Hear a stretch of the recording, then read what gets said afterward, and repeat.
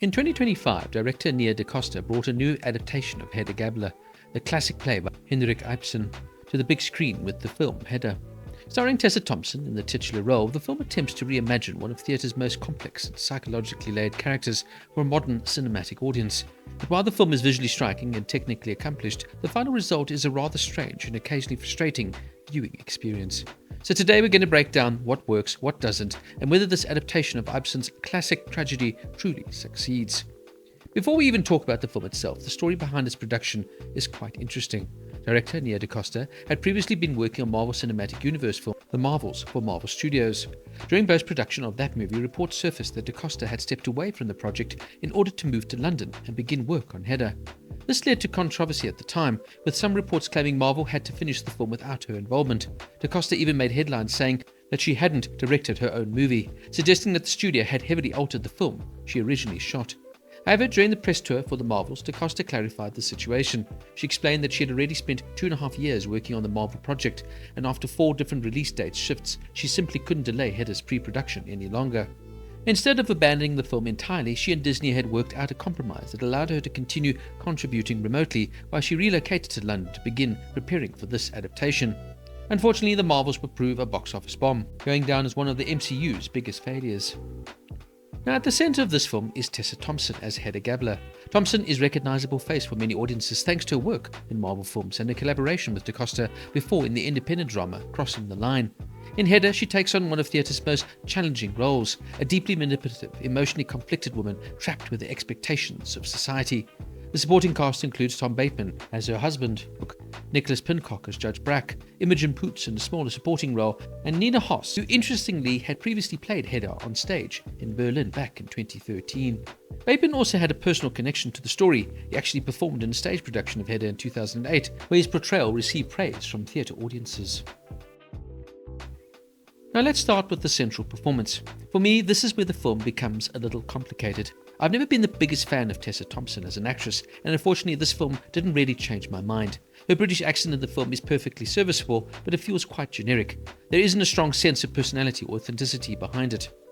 Thompson, of course, is American, but in a role like Hedda Gabler, where the entire story revolves around the psychological presence of the main character, you really need someone who completely dominates the screen. That's something I didn't quite feel here. The character of Hedda should feel magnetic, dangerous, and unpredictable, but Thompson's performance sometimes feels a little restrained and lacking the charisma necessary to fully carry the film. That doesn't mean she's bad in the role, it's more that the performance never quite reaches the level of intensity or depth that the material demands. Because of that, the emotional weight of the film never fully lands. Where Hedda truly excels, though, is in its technical craft. The cinematography is absolutely stunning. The film makes remarkable use of lighting, colour, and composition to create a very distinct atmosphere. Many scenes feel almost painterly, with carefully arranged interiors and warm dramatic lighting that invoke the feeling of classical theatre staging. The production design is also fantastic. Most of the story unfolds inside a beautiful house that becomes almost like the character in the film itself.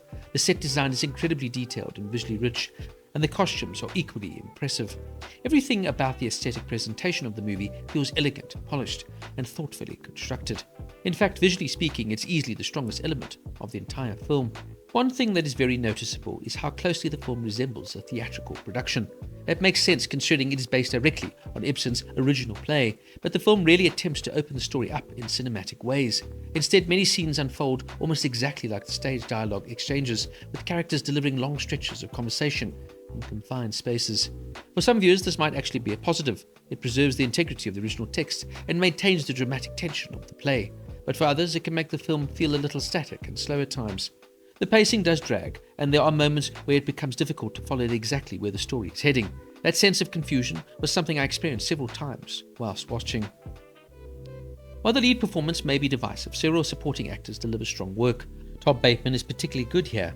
As George Tessman, his performance feels emotionally grounded and believable, and he brings a sense of complexity to the character.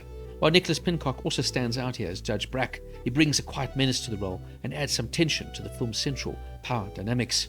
Meanwhile, Imogen Poots unfortunately doesn't have much to do. Her character spends much of the film in emotional distress, and the role feels somewhat underwritten. Interestingly, Poots actually joined the film after Eve Hewson was originally cast, but later replaced. Similarly, Callum Turner was initially attached to the role before being replaced by Bateman. Those casting changes do make you wonder how different the final film might have been with the original lineup. Another issue that stood out for me was the chemistry between some of the characters. For example, the dynamic between Hedda and the character Eilert Lövborg, played by Nina Hoss. Their connection never felt entirely convincing. The relationship is supposed to carry the emotional tension and layered history, but the two never really bring it to life in a believable sort of way. And because most of the story depends on that emotional interaction, the lack of chemistry between the two actresses occasionally weakens the drama. It's also interesting to consider this film in the context of Nia DaCosta's career. She moved from directing a large-scale Marvel blockbuster with the Marvels to this very intimate, dialogue-heavy adaptation of 19th century play. It's quite a dramatic shift in style and scale, and yet visually her direction here is confident and carefully crafted. DaCosta clearly understands how to create atmosphere and striking imagery. The film demonstrates a strong sense of artistic control, even if the storytelling itself sometimes struggles. So overall, Hedda is a film that I found quite difficult to fully connect with. On one hand, it's beautifully made, the cinematography is excellent, the production design is stunning, and the film has a very distinctive visual style. But on the other hand, the pacing can feel slow, the narrative occasionally becomes confusing, and the central performance doesn't quite deliver the emotional intensity needed to elevate the material. There are certainly interesting ideas here, and the film never feels poorly made. It's simply one of those films that leaves you appreciating the craftsmanship while still feeling somewhat detached from the story itself. In the end, Hedda is a well-produced and visually impressive adaptation that unfortunately never fully comes together emotionally. It's an interesting experiment and worth watching for fans of theatre adaptations or Ibsen's work, but is unlikely to stand out as one of the most memorable films of the year. Hedda gets a 6 out of 10.